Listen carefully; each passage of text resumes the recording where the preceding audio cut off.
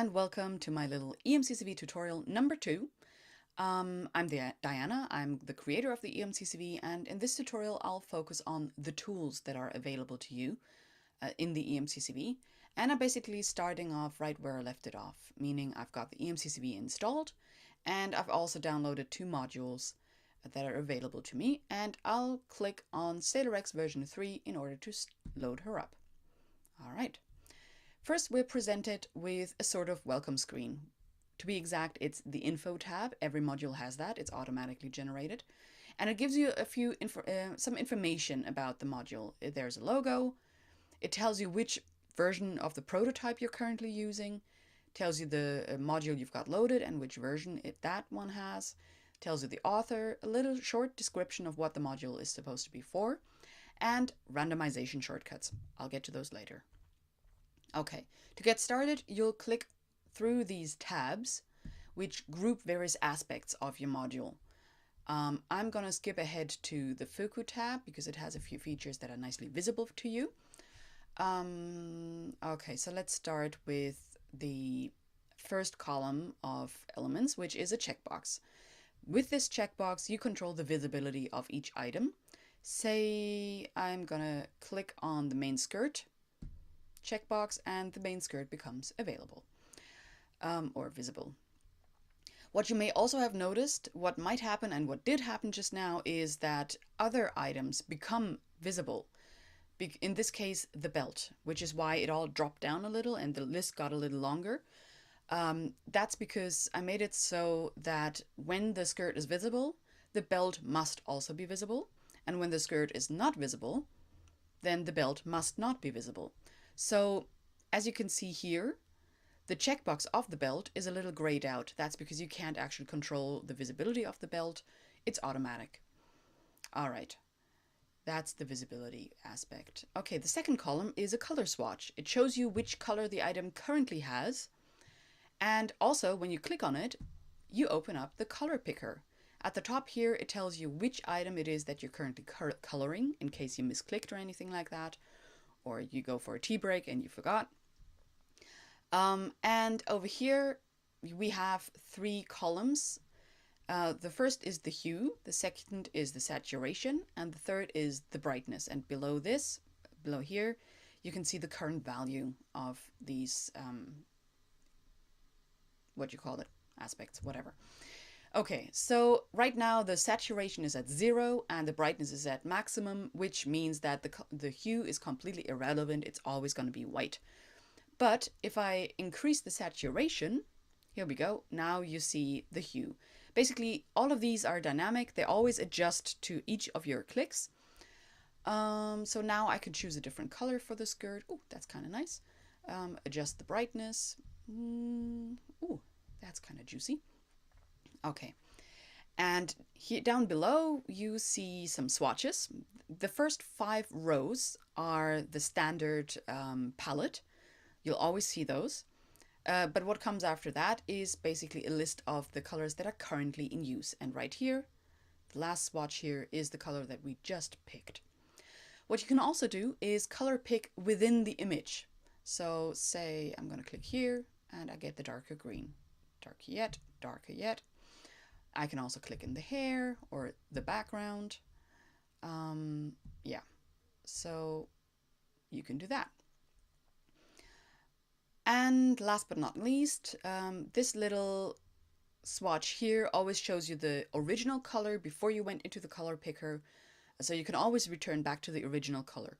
But once you close the color picker, that's it. There's no undo button. So make sure you want the color that you're choosing. Okay, and you close the color picker simply by clicking anywhere above this line here. I usually click on a tab, but it doesn't matter which tab you click on, you always return to the tab that you were at before you launched the color picker. Alright, that's all the aspects explained in here. And I'm gonna go into explaining the tools up top. First in short, just verbally. And after that, I'm going to go and actually show you how they work. So you can choose how long you want to watch this video for. Okay, the first tool is for loading an entity. Basically, when you save your settings with the second tool, Okay, I'm gonna have to show you, this is too abstract. Okay, so if you click on that, you have a few presets that come prepackaged with Sailor X, and you can click on that and load the entity. That's what I call an entity. All right, and the second tool is for saving your current settings.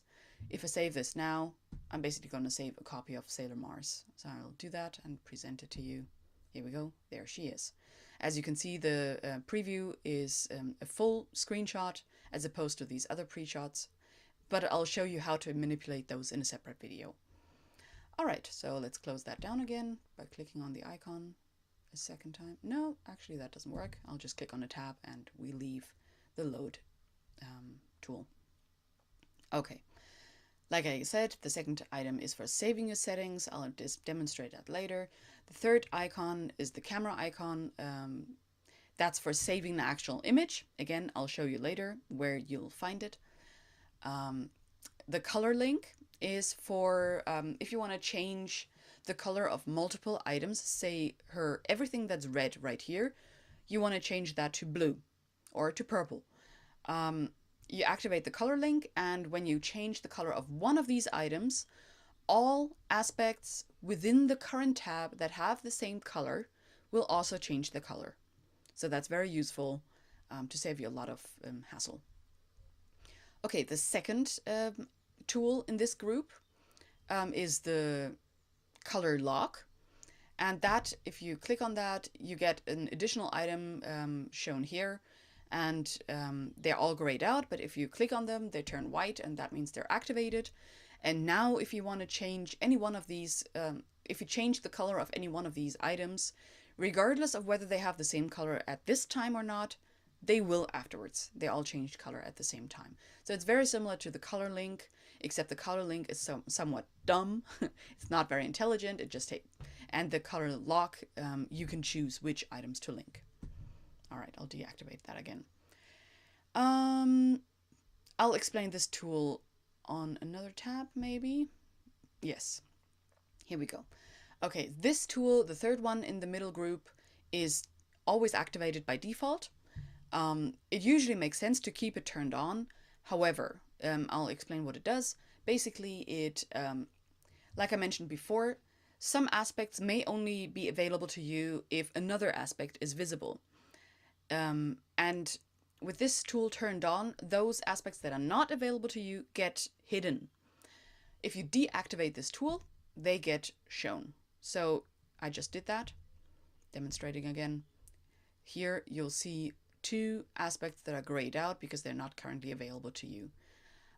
This makes sense if you're looking for something and you know it's there and you just can't see it.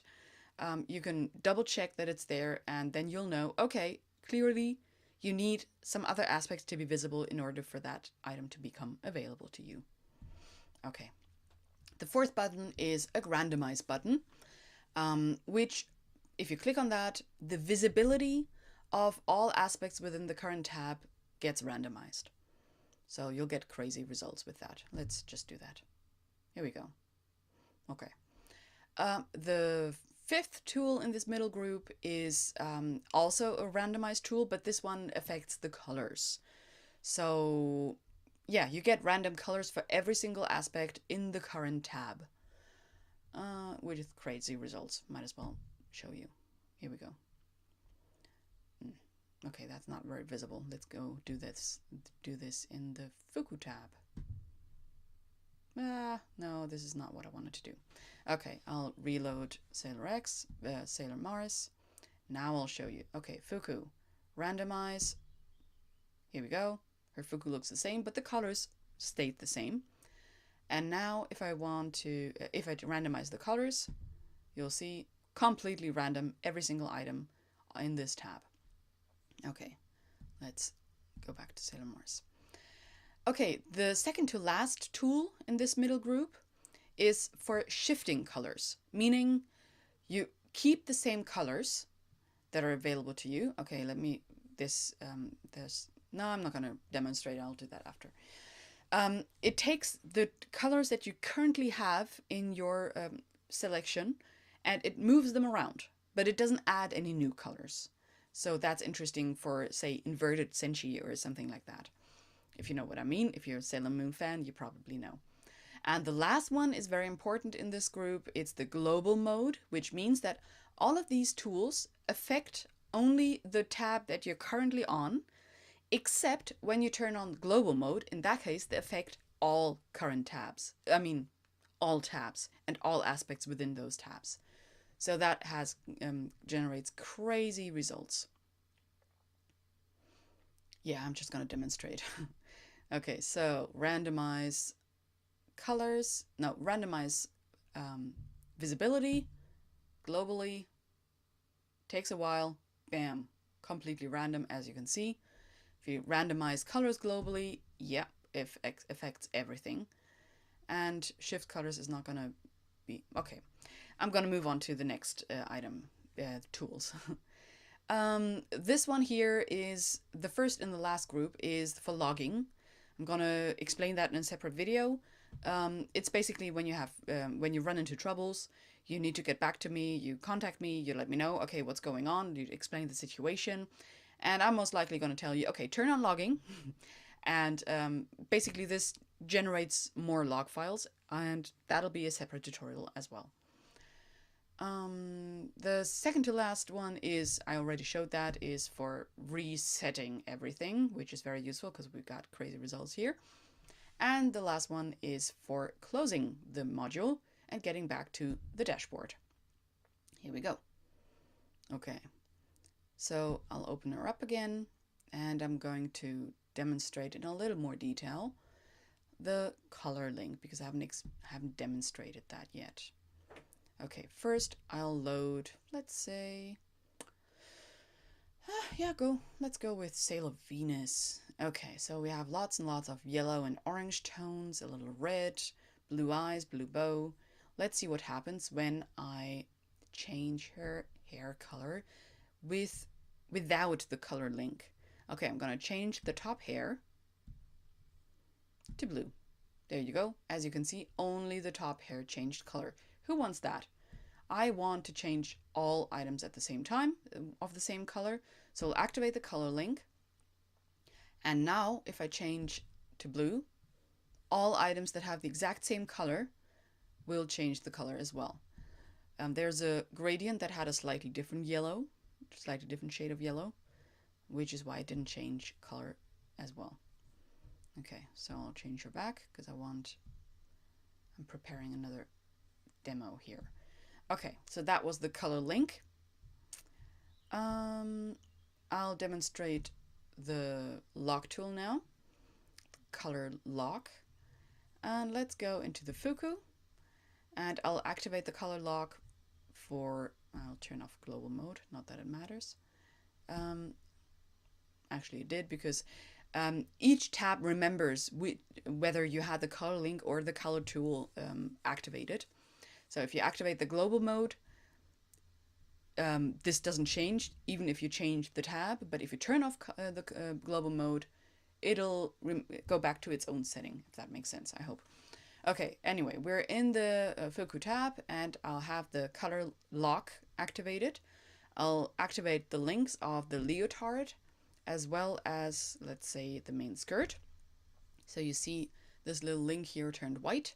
And even though these two have different colors right now, if I now go into the color picker and change it to red or pastel-y red, you see they both keep the same color at all times.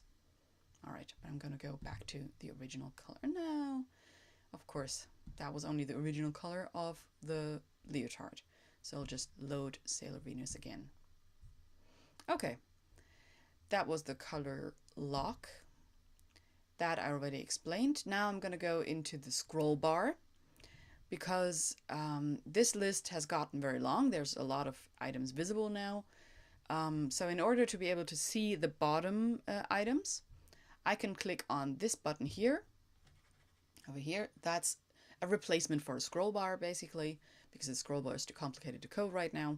And I don't want to put that work into the prototype because it's going to be completely different for the full EMCCV once it's finished.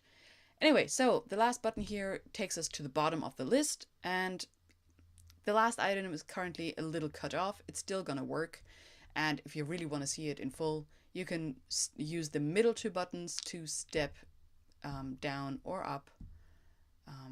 Yeah, or all the way up again. That's the scroll buttons.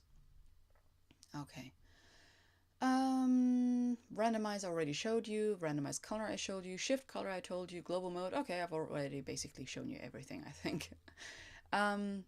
Yeah. Right, and now I'm going to show you how to save an entity.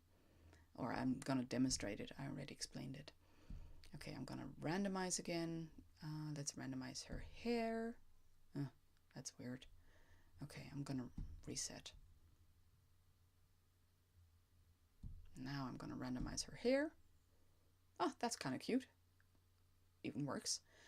I'm going to activate the color link while shuffling the colors, randomizing the colors within this tab, because I don't have the global mode active. And if I shuffle with the color link active, same rule applies. All colors that currently share the same color are going to keep sharing the same color, even if I randomize the colors. So let's try that. There you go. As you can see, everything that had the light shade of skinish brown still shares the same color.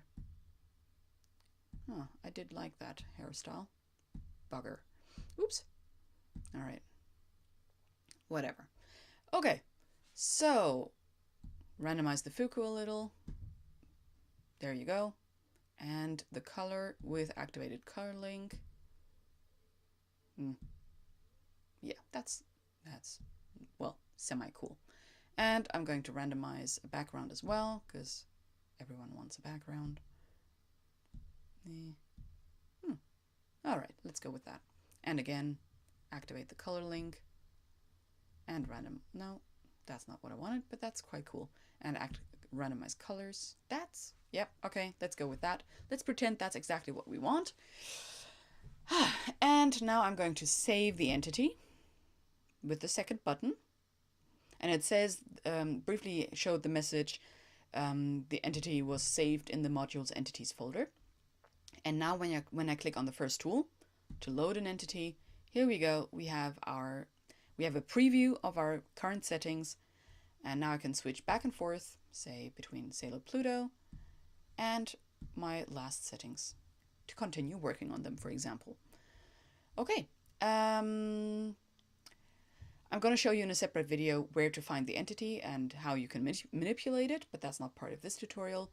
I'm just going to show you where the image gets saved. I'll click on the third icon, image saved in the modules images folder, it says for a brief moment. And now, of course, you want to know where to find that image. So I go into my EMCCV directory, go into the modules folder. Oops, come on. All right. Into the Sailor X version 3 folder, and here we have the data folder, which you don't need to touch unless you want to mess with it and you know what you're doing somewhat, like maybe you want to modify some of the graphic files. The entities folder, okay, I might as well show you. Here I'll go into an icon view and we have the presets. Here we go. And we have the two entities that we saved, but again I'll show you how to manipulate those another time.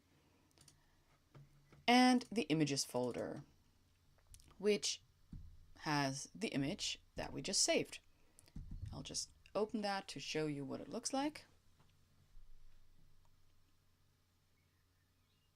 Here we go. It's loaded. And now you can see her in her full glory. This is not even full size. I need to zoom in to show her in full size. All right. This is the file that you want to share with friends or post online.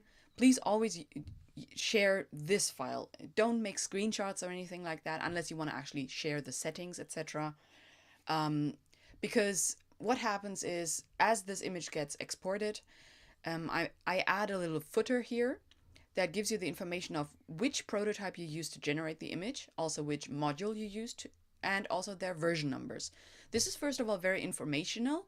I, for one, care or have wanted to know which version I used to create which image with. But also, of course, once you share this image, it lets people know what you created the image with. And I want people to know about the EMCCV and its modules because I want this to turn into a community where people share their settings and create content together. So yeah, that's why. All right. So, and besides, if you, this preview here, this is only a preview and it's always a little pixely. And you don't want that. I hope. I don't want that. All right, okay. Right. I think that is the end of this tutorial. Just a recap: load an entity, save an entity, save the image, the color link, which is somewhat automatic, the color lock, which allows you to choose which items to link, the collapse tool to hide aspects that are not available to you, the randomize button, which now I get back to the randomization shortcuts over here. Basically, these can be assigned, these are individual, specific to each module.